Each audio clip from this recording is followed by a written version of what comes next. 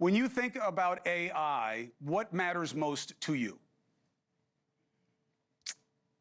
Well, you brought up the Manhattan Project, and according to a lot of the founders and really deep thinkers around AI, they say it's more powerful than nuclear fission. That this technology dwarfs the potential both to produce energy and do good things, and potentially the downsides of a nuclear bomb. And the question I would ask is, would we allow Oppenheimer to raise venture capital and start selling nukes into Volvo and into Canada?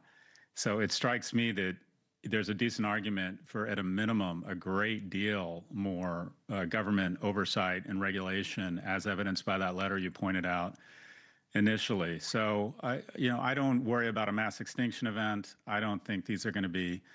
I don't worry about the Terminator or the Skynet. My fears are a little bit more mundane, that a lot of our young people are going to fall prey to AI relationships, sequester themselves from real world relationships, and that we aren't thinking long term about the potential harms on a more insidious kind of mundane level of AI. Well, let's look at that, because here's what I don't understand, Scott, and then I'll bring in people who study the space and work in the space and get their perspective on this.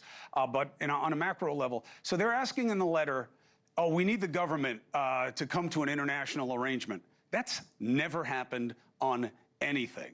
OpenAI, they tried it, right? They tried, this is going to be for the people. What did they have to do? They had to raise capital for their infrastructure. They had to go private because nobody's going to give them the money if there's not a profit incentive. So they had to silo it. Elon left, and now it's a private venture. How do you keep this? How do you regulate it, especially in the environment now in American politics where they'll call you a socialist?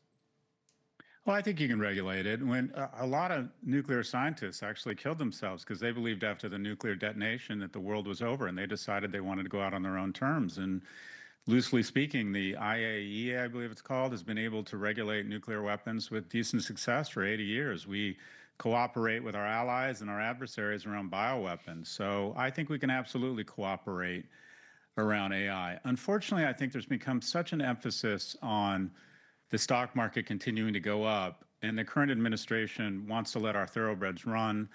And then the people who own shares in these companies say, well, China will get ahead of us if we regulate these companies.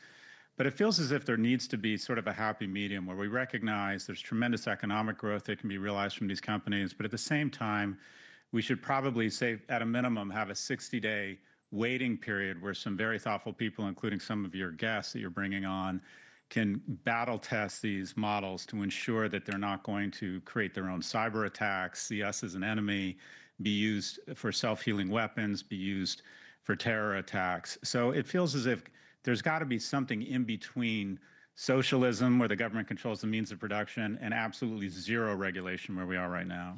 Is there an argument to be made that AI is different? It's not mere technology.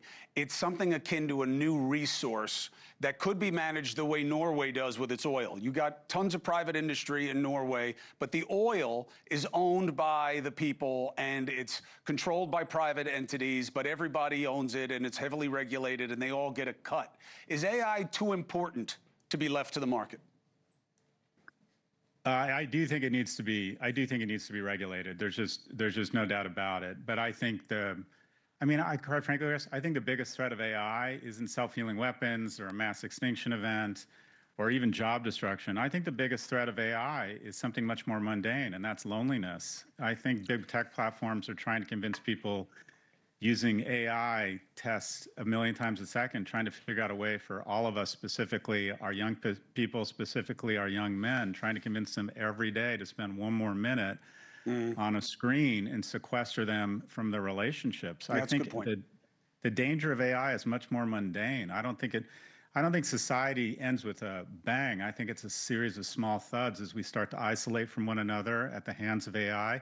Why, Chris, why go through the pecking order of friends when you have Reddit and Discord? Why go through the BS of putting on a suit and navigating the corporate world when you think you can trade crypto or stocks on Robinhood or Coinbase? And why would you go through the humiliation, the effort, the expense, the resilience of trying to establish a romantic partnership when you have lifelike AI-driven porn available 24/7? So I think the real risk of AI is that we're going to evolve a new species of asocial, asexual male. Thank you for watching. Subscribe below and download our NewsNation app right now on your phone, and you will get fact-based, unbiased news for all Americans.